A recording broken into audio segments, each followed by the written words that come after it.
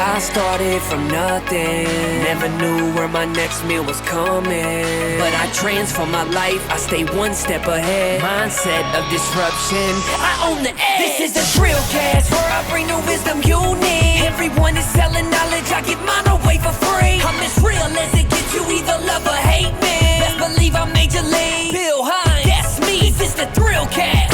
This is the ThrillCast. This is the ThrillCast. Hello, everyone. Welcome back to the ThrillCast. Our next guest is just a phenomenal race car driver, Matthew Brabham. Matt is the grandson of three-time F1 world champion Sir Jack Brabham. He's the son of Jeff Brabham, another champion race car driver, and now he's a proud dad.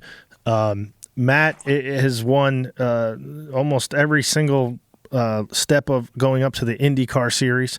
So he's won the USF 2000 championship. He's won the Pro Mazda championship, which is now called Indy Pro, but I'll still always call it Pro Mazda. That's kind of like branding there. And now he's currently on his second season of Indy Lights. So he's had a few years hiatus on that, and he was, busy winning three-time champion from Stadium Super Truck. So he's a three-time champion in that. And welcome, Matt. How you doing? Oh, thanks. Yeah, it was a great intro. It's good to be here. Well, it's a great intro when you win. Like, when you hear somebody like, yeah, I got this guy here, and he's just he sucks. But no, but when someone like you that has that resume, it's easy to do. So, and I don't even have notes here. I just threw that off the top of my head because I'm that good. So, anyway, Matt, I consider one of my really good friends, and he's just a great person, and he has a lovely girlfriend.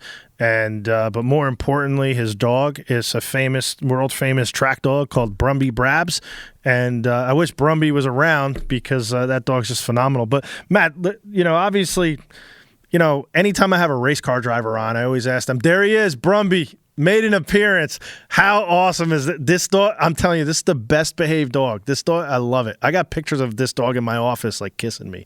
So anyway, I always ask racers questions like, what got you into racing? But with you, I mean, I think all the listeners and everyone's going to know. I mean, heck, it's probably what got your dad into racing and your grandfather into racing. I just think it's born in the Brabham blood from hundreds of years ago. So, but obviously not everybody in racing families get into racing. So, but what got you interested in it? Oh, well, thanks obviously for the big lead in.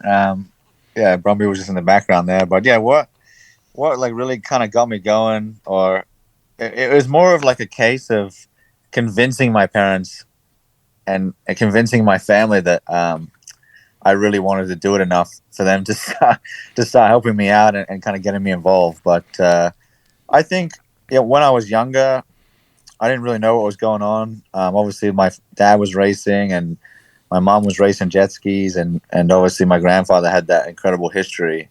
But I mean, I'm sure, as everyone knows, like when you're a young kid, the way you look at your parents is just as your parents, and you just kind of have no grasp or concept or idea on like how difficult what they do is, like whether it's just a regular day job or supporting the family. Like you're just so like kind of oblivious to what they do.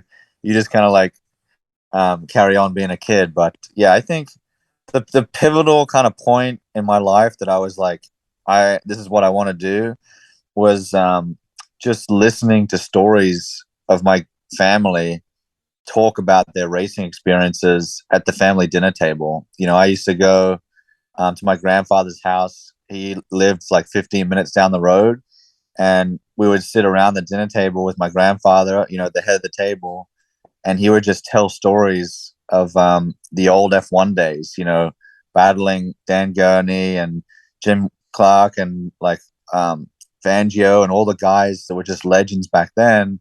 And like as a kid, like I didn't know any of those names, but the stories were just so cool, and fun, and it sounded like the lifestyle was just incredible. And they would tell stories about these huge food fights at the F1 in the F1 paddock, and doing stuff to rental cars, and having to smuggle people in and out of countries because they would get in trouble. And it was just a wild time, especially when my grandfather was racing. And obviously my dad had some incredible stories too. And it was just exciting to me, like the near-death experiences, things happening with cars. I mean, I could go on forever telling you about the stories.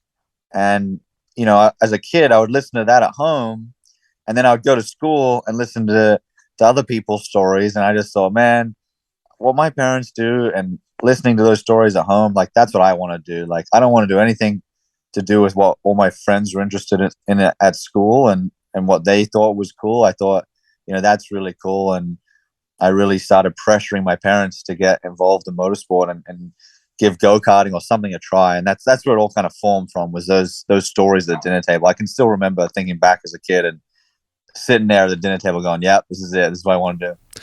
So that's interesting. So basically what you're saying is all your friends growing up were boring. So you'll never, they won't be your friends anymore. So Matt, I think you're going to have to get new friends after this podcast. Well, but I'm just kidding. I don't want to throw them under the bus. I'm just kidding.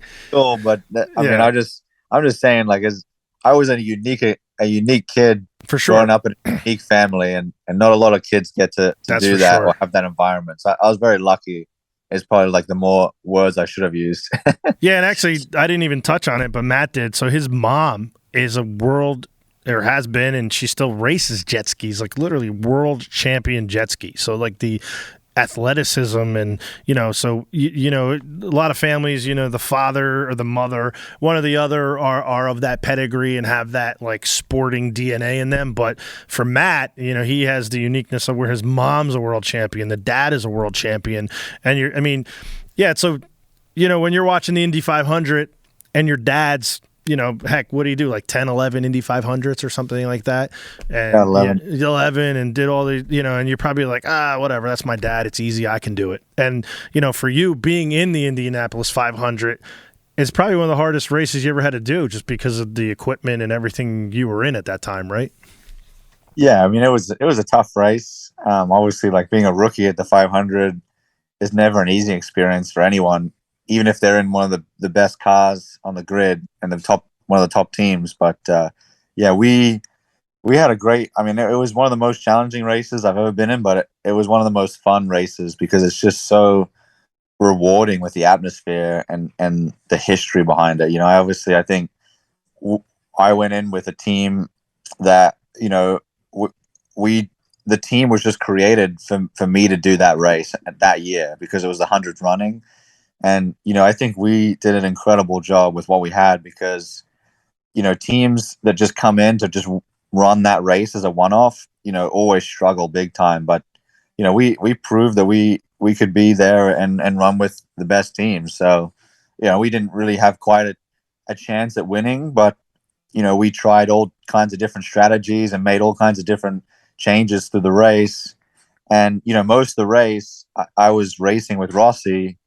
And, he had some issues in the pits, but, he ultimately ended up winning the race. And we ran with him for most of the race. And we tried to do the same strategy and we just didn't make it. So we still finished the race and we kept it clean. We finished 22nd. But yeah, I mean, that's still the fire in me is to return to IndyCar, return to doing that race because, obviously my dad, he's outdone me there. He's done 11 times. And I think his best finish was a top 5, Yeah, so top 5. I got to at least beat that. But yeah, I mean, I think talking about that race and just thinking about it, I mean, it's such a big fuel to my fire is wanting to do it again and get back involved because my family's won everything else. My mom's raced all the jet ski stuff. She's won in that. My grandfather, he won, Monaco, and he won the Formula One World Championship 3 times. And then my dad,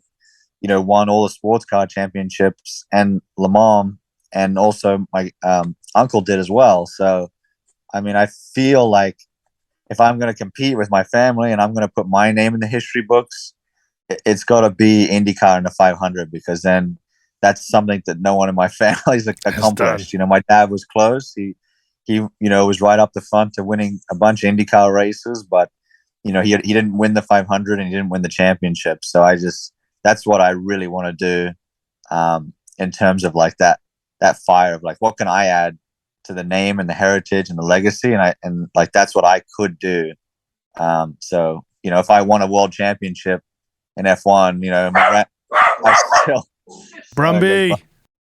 I still got another 2 world championships to go before I'm anything close to my grandfather. And I think that's like my goal, and having raced that one race, as you said, was just an incredible experience. Yeah, and I think, obviously I could say, hey, try not to compare yourself to your grandfather or your father or your mom, because, you're your own person. But I get in families like yours and the Andrettis and the Rahalls and, and the Gordons and things like that. It's like, that's what drives those family. Like, I talk to Michael Andretti and Marco Andretti all the time, and, and Mario, and they're always like trying to one up each other. And I know, like, even your dad, he's like, hey, if there's an open seat, let me jump in a stadium super truck. And he's not kidding. Like, your dad will jump in this thing. He goes, I'll give it a go. Like, and that's a racer, somebody that just wants to get into anything. And so what I want to ask you now too is, like, obviously, you found a sponsor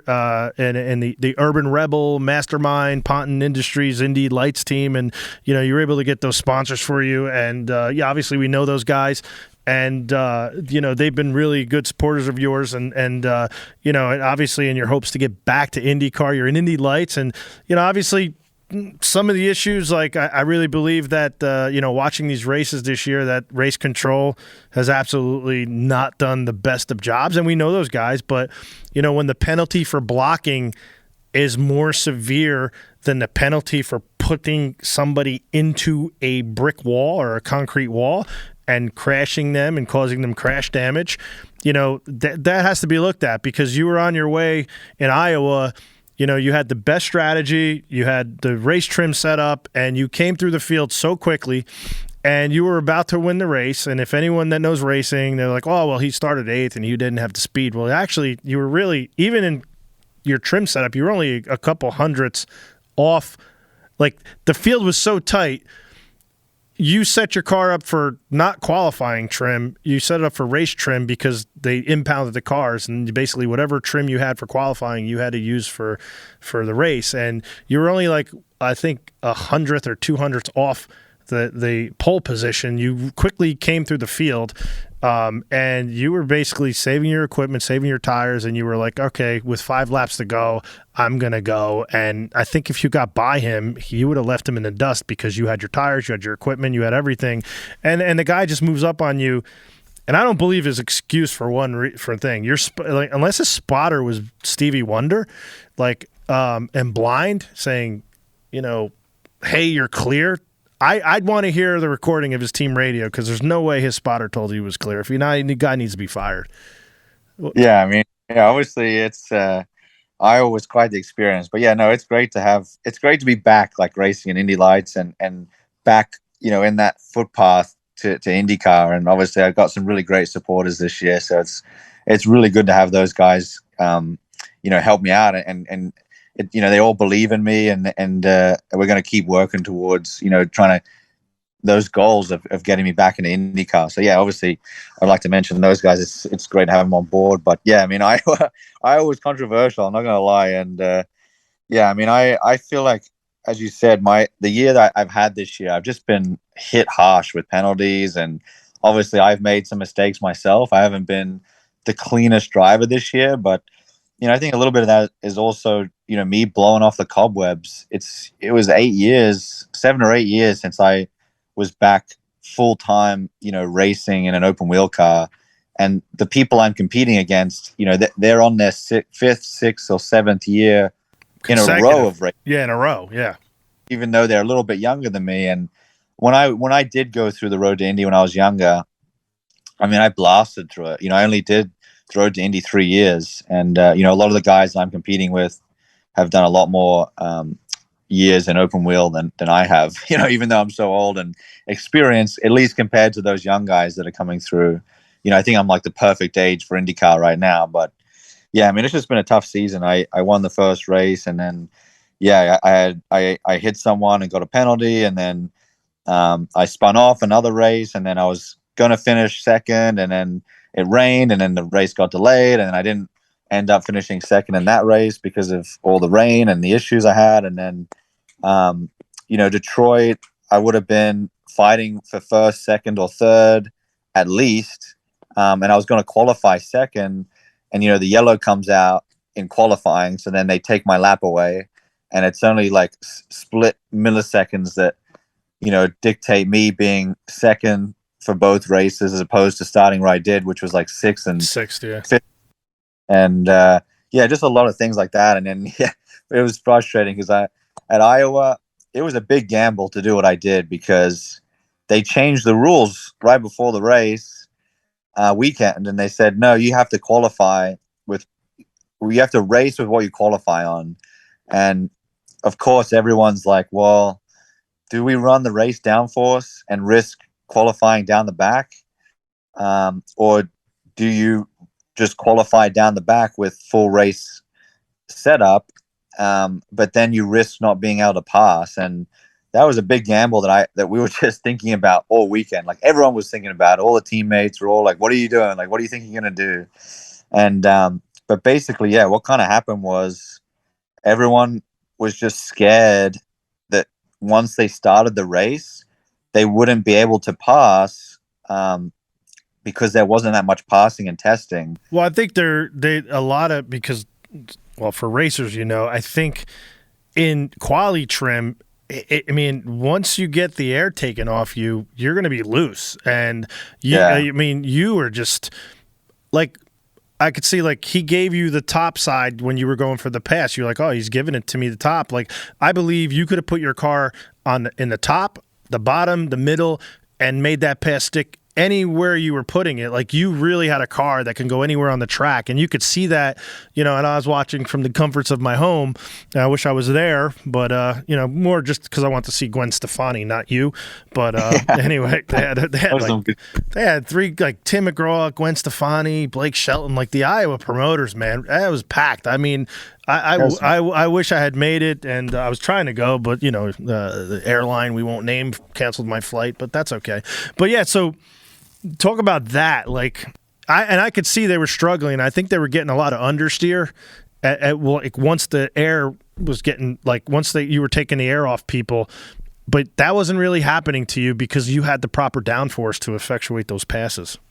Yeah, it's a weird one too. Like, I will say this, like, I had the downforce of a race setup on, and all my teammates trimmed out to go for the pole, and one of my teammates did get the pole, and I ended up 8th. But one of the weird things about it was the other teams that were racing had the same downforce as I did. So Linus, who was the one that ultimately put me on the wall, he had the same downforce as I did, and his teammates had the same downforce. But I could just race better, and my car was just better in traffic. And so I think a little bit of it was the setup, and I don't know why those guys. Well, maybe your shocks and your dampers were set up a little bit better than this, because it was pretty bumpy.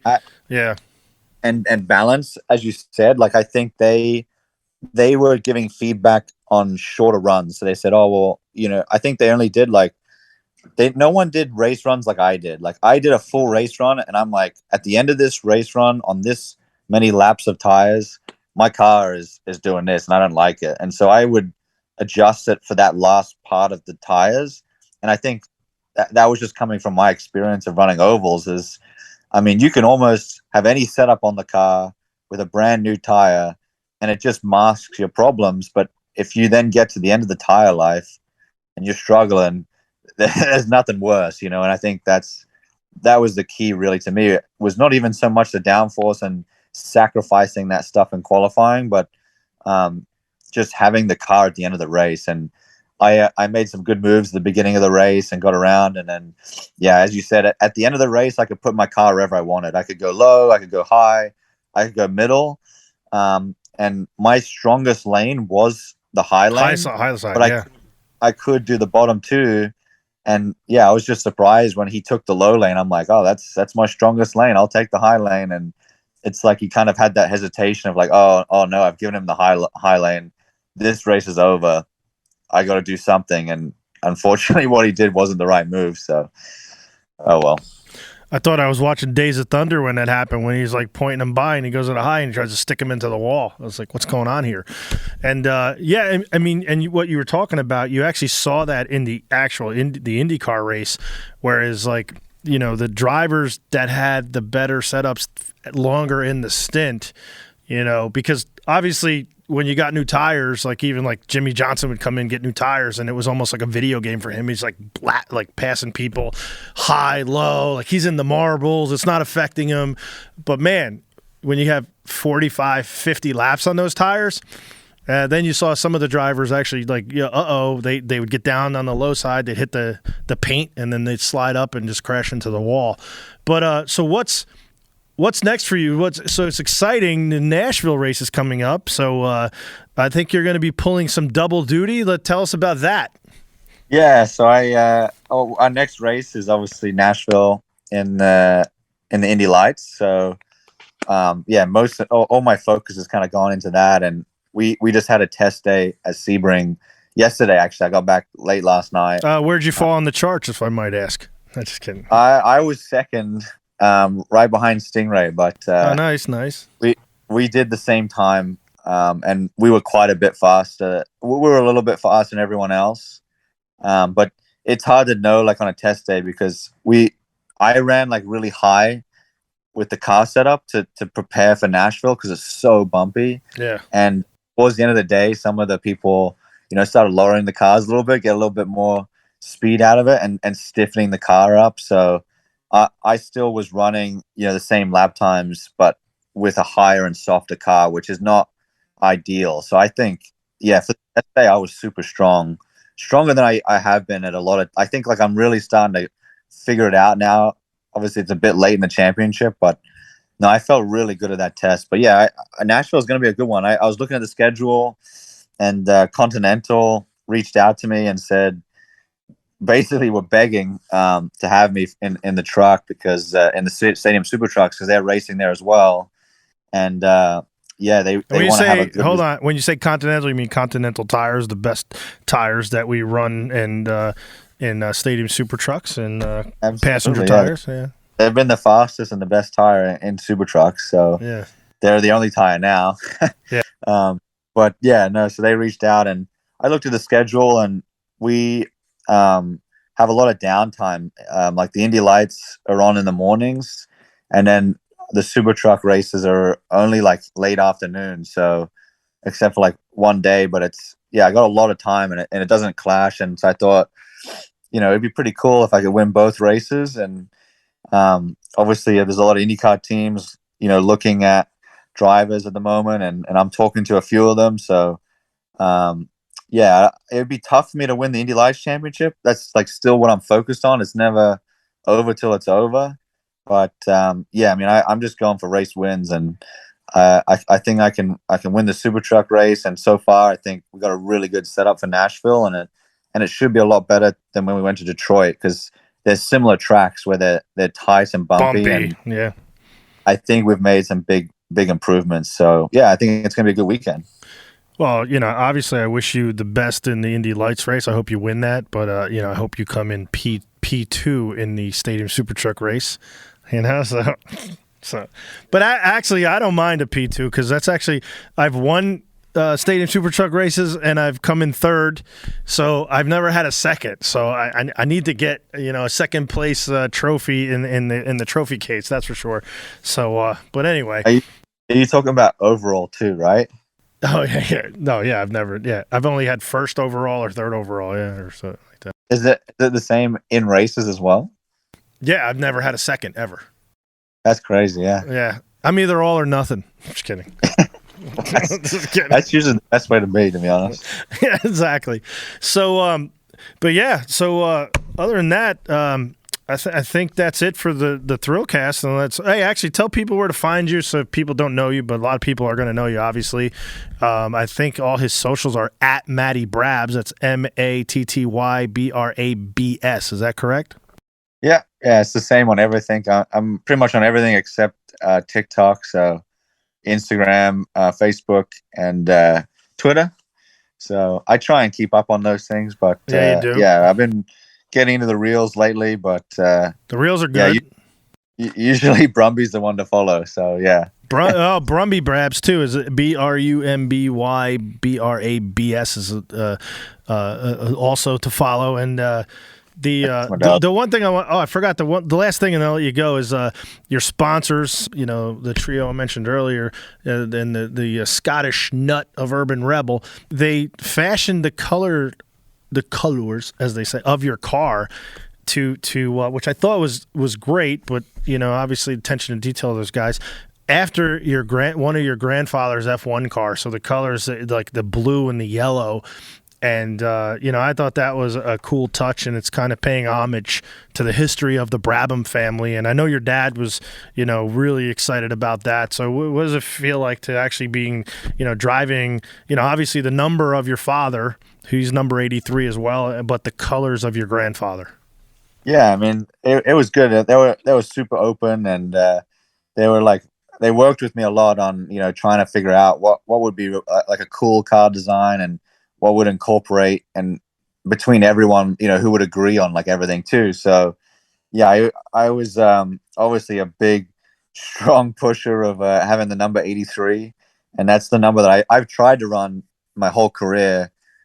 Is the number 83 because that's what my dad had, and then I had it in go-karting and all the way through, and then I ran it in super trucks as well, and then my mom would run the same number but flipped. So my mom was always 38 and I was always 83, and then we kind of, it turned into like a family tradition where I'd say, oh, if I raced BMX, which was like one of the first things I ever raced, and it was like on two wheels, I would run 38, and then if it was four wheels, I'd run 83, and then yeah, and then my mom's been, you know, so it's always 8 and 3 or 38, and it's been like a little cool family tradition we've had, at least between my mom, my dad, and myself. And so it was great to have the sponsors cool with it, because you know, you never know what number the sponsors want to run. And you know, Richard, as you said, from the Urban Rebel guy, I mean, he's always like a character and super cool about everything. And then obviously I had to get it approved by Andretti, because they have their own numbers, and when you drive their car, you drive their number. And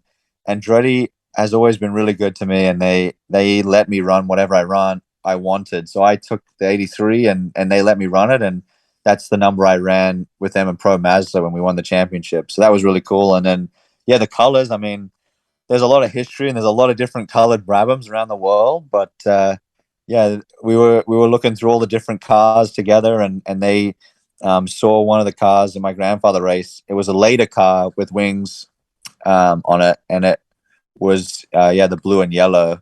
And it was kind of like a coincidence because we picked out all those colors, and it looked really cool, and we're working on designs together with everyone, and they all came together and we picked it. And then obviously it's not a good thing, but all the stuff with Ukraine came out, so then we ended up having like the same colors as Ukraine as well around all that time. So we got the blue and yellow, and it kind of fitted in, and was just, the timing of it was really cool. And that's not what we were intending to do, but it's definitely one of the best looking cars on track, and Oh, for sure. everyone loves it. So Yeah, I think I think so. you're a big fan. Obviously, you like it too. Yeah, I love that color and everything. I think it stands out. And actually, you know, Anything with victory lane, though, is what they always. Well, the funny thing is when Continental called too, they, you know, obviously you couldn't say no to that because, you know, they pay you a lot of, you know, whereas, you know, Yeah. the other sponsor kind of just pays for the ride, and then it's like, they're not actually, like, most sponsors, like, you know, on the stadium super truck level aren't paying the driver to drive the truck. They're just paying for the truck to be in the race, and then the driver makes prize money. Whereas Continental actually, like, is like, you know, a caliber of Matt is like doing both. They're like covering the truck. Well, the truck's covered because the Continental provides all the tires to the series, but then they provide the of funding and expenses and everything. But then that left the Mastermind truck. So actually, you know, they reached out to me, and I'll be actually in the Mastermind truck. So technically, we're teammates. So you know, hey, you know, plow the road. I'm like 5th in the championship for SST. So if you can help a brother out, you know, and don't piss off the Scottish rebel. The Scottish rebel there guy, you know. Yeah, it's gonna be weird because obviously I ran that truck, the Mastermind truck at Long Beach. Yeah. So, yeah, I thought, yeah, Continental were definitely keen to have me in theirs. So Yeah. it's kind of funny. There's gonna be a little bit of rivalry there going on. Like, hey, what are you doing in my old truck? Well, yeah, and like honestly, we're coming back out with the ThrillCast, so I wanted to put that, but obviously I couldn't say no to them as well. So, yeah, I mean, whatever. I'd rather have a paying sponsor than. That's very true. Yeah, as I said, like race car drivers like put anything on their suit or whatever, and we're always surprised it's not. There's a lot of weird companies out there. You could put like certain industries that are banned.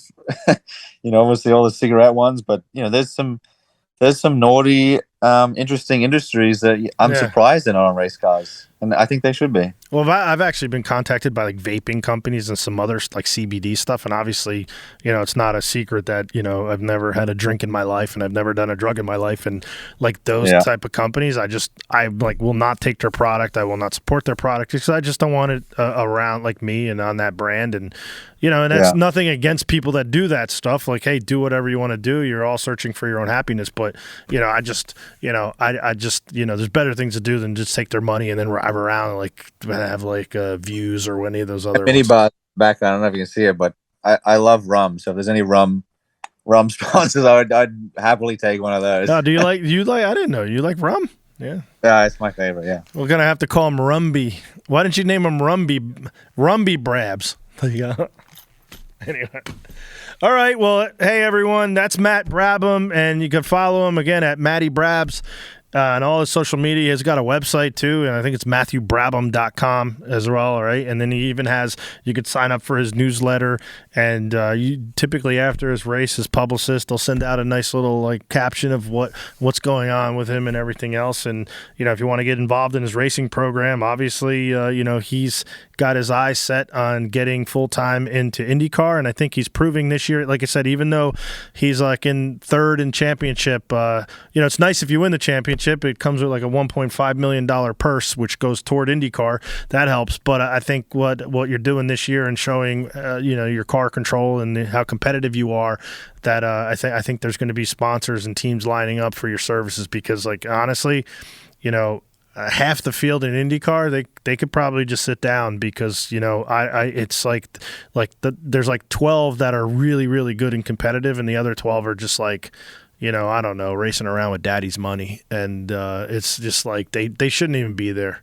So I'd say yeah. I mean, IndyCar is a very competitive field, but yeah. I mean, I've already proved that I can. When the first time I ever qualified a car, I'd never been on red tires, and I qualified in the top 13, and I nearly went through to the next fast group, and I probably would have if I didn't have a fueling issue. So I already know that I can run in the top half of that field, and between those top 12, 13 guys, anyone can win a race. So yeah, I mean, I don't know, I'm pretty biased, but man, I feel like if I get in there, especially with the experience I've had now, like I'd be a pretty damn good rookie. I think everyone would be like, why did they not give me an opportunity before, and why is he only getting one now? So I think it's all the pieces and all the experience and I don't know what you say as an athlete, but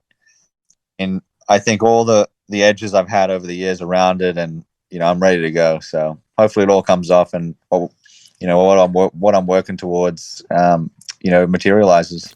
Yeah, and you know what? And we'll end it after this. It's if some people come on and they pay themselves lip service and they say that, but listen, I've raced against you in Stadium Super Trucks, in sport cars. I've raced as your teammate in Stadium Super Trucks and in sport cars. We've won an endurance championship together. We placed second in the longest race in North America, the 25 Hours of Thunder Hill, in the shittiest car ever, a 4-cylinder. I used to call it. They're like, "Oh, what do you race?" I was like, a 4-cylinder shit box. But man, we made fuel and we were fast. Say again. The car was called like a mid jet or something, right? Yeah, mid jet. about his midget because it Yeah. it was a tiny car. Yeah. I don't think you're allowed to say that anymore. Just kidding. It's like, but yeah, I mean, and we had pace, and I mean, I think heck, I did like 3 or 4 hours in that car, but Matt, like overnight, him and this guy Roger Eagleton. You and him did like 8 hours each overnight. It was just insane. And then we had Renee Villeneuve, and then we had what's the kid's name? Henry. Yeah. What was his last name again? I forgot. I got it somewhere. I got ADD, whatever. Anyway, but thanks, Matt, for coming on. And, hey, I'll see you soon in Nashville, Music City. Looking forward to it. It's gonna be a good one. Thanks, everyone. Be good.